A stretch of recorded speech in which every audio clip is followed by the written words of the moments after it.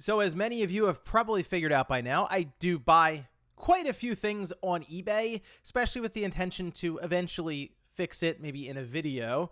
And that leads me to end up with a lot of different miscellaneous items from lots of games or systems. So, for example, when I bought all of those Japanese GameCube games, I also had Japanese Game Boy games come with it. I had a GameCube, and I had a bunch of Game Boy games, US versions, that came with a different lot.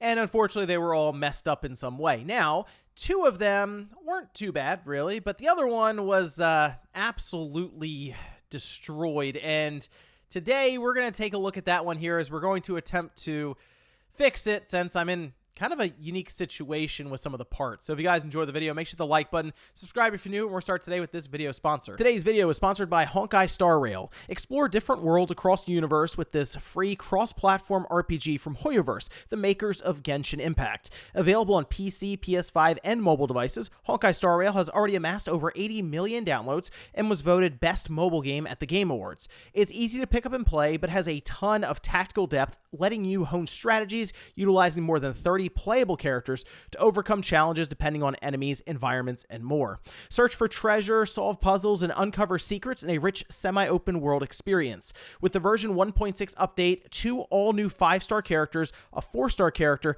and several new maps are being added. Ruan Mei is an ice-type character that follows the path of harmony. As an expert in the biological sciences, she's capable of increasing SPD and break efficiency for her allies. She's elegant and mysterious with a personality full of contradictions. Dr. Ratio is an imaginary type that follows the path of the hunt. He possesses powerful follow-up attack, gaining various powerful buffs based on the debuffs his enemies suffer.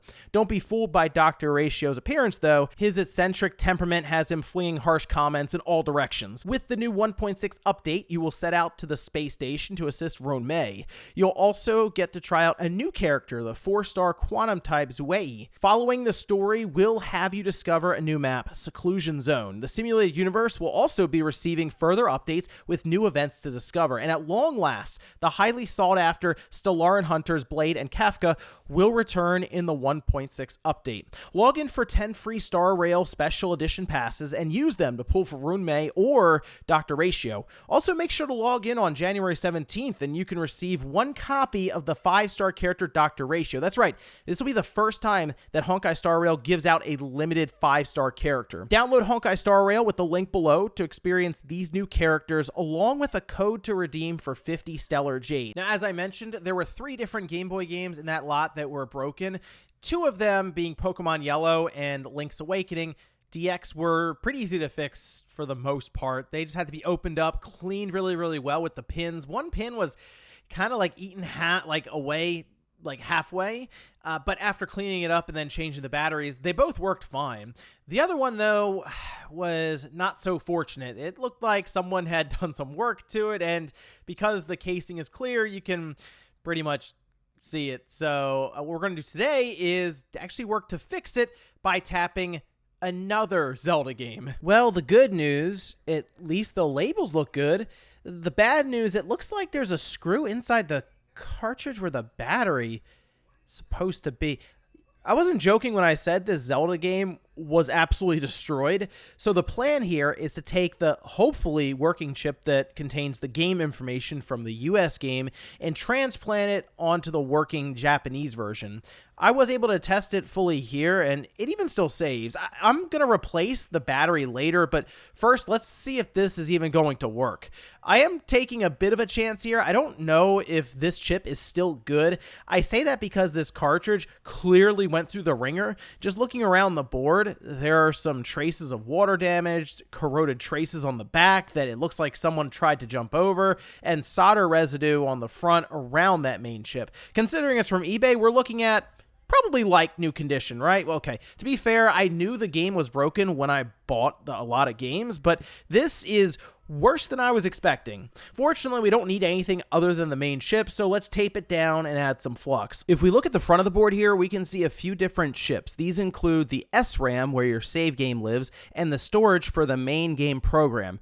Because I have two of the same games just from different regions, everything here lines up. Otherwise, I would need to match other chips like the MBC5 mapper, for example, to ensure compatibility. There's a great website for seeing boards and grouping them by their mappers called Game Boy Hardware Database. Technically, if everything matches here, you can use it as a donor cart to fix another, even if they're not the same game.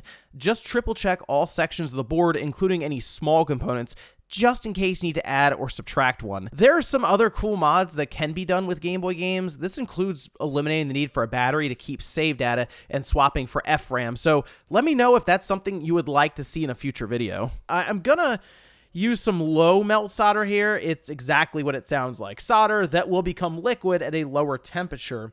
The idea here is I won't need to heat the board as much or as long with the low melt solder present on those legs. It took less than a minute to have the solder melt and the chip loosen.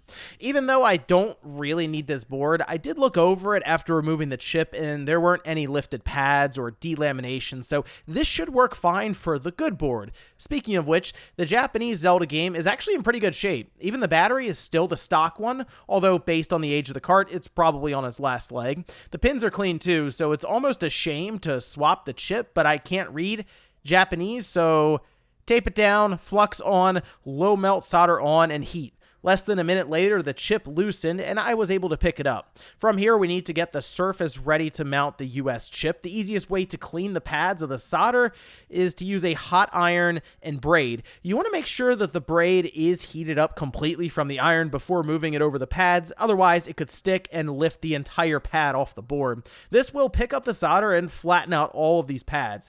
This was a typical thing I would do quite often when reballing systems. This, though, is actually a pretty good way to learn how to clean surface pads with braids, since these ones are spread out well and are fairly strong. A quick cleanup with some alcohol and things are looking good. I find it a lot easier to line up the chip when the pads are flat like this, since it won't be on an uneven surface. In this case, I decided to eyeball it well enough and tack down the top leg, then go to the other side and do the same thing. Again, these pads are spread out quite a bit, so there is a lot of leeway here. Now it's just a matter of soldering each leg to the corresponding pad. If you get too much solder down like this and bridge connections, you can just use solder braid and clean it up. All right, the legs are down, and I decided to attach the old battery since I have it right here just to test out the save function on the cartridge. The back plastic from the Japanese cart looks good, so I used it with the front of the US version, producing a cart that looks stock. I guess technically it is. It's the same original board and parts from Nintendo, just with the chips swapped around. Well, let's see if it works. All right, first boot up, looks good. The Nintendo logo is there. And all right, there we go. Looks like the game is completely in English now as expected, and after playing past the opening, it even successfully saves and holds the save file with the battery. This is certainly a unique circumstance, though, where I had a destroyed copy of the game with a fully compatible donor cartridge. But now we're starting to see full board replacements for Game Boy games. This means if the chip is still good, there's a chance a game can be saved even if it's completely decimated. So if you come across a Game Boy game that isn't working, it might be worth saving, like throwing it in a drawer somewhere just in case you want to try this out for yourself. And that is going to do it here for The Legend of Zelda Oracle of Seasons. Now completely working, just had to change everything out except for the chip and technically the battery too. And while this is a unique situation, there are plenty of Game Boy games out there that don't work and might be able to take advantage of something like this for those newly made replacement PCBs. The point here is Game Boy games in general are pretty resilient, more than you would expect, especially with those chips that can be moved around. Sure, it takes a bit of work with the soldering, hot air machine, etc., but I guess technically you could do it without hot air. It would just be a lot more work trying to get every single pin to lift up just right, but it's definitely a fun project to tackle if you're someone maybe starting out in the space, trying to learn how to use a newly acquired soldering station like that. These chips, because the legs are spread so far out, and there's really not too much you can damage on the board, provided you remove the battery, it's a pretty good place to start. But let me know what you guys think about this one down below. And hey, if nothing else, I should say, we ended up saving an Oracle of Seasons, which is definitely an awesome game to have working. Thanks, guys, for watching, and I'll see you next time.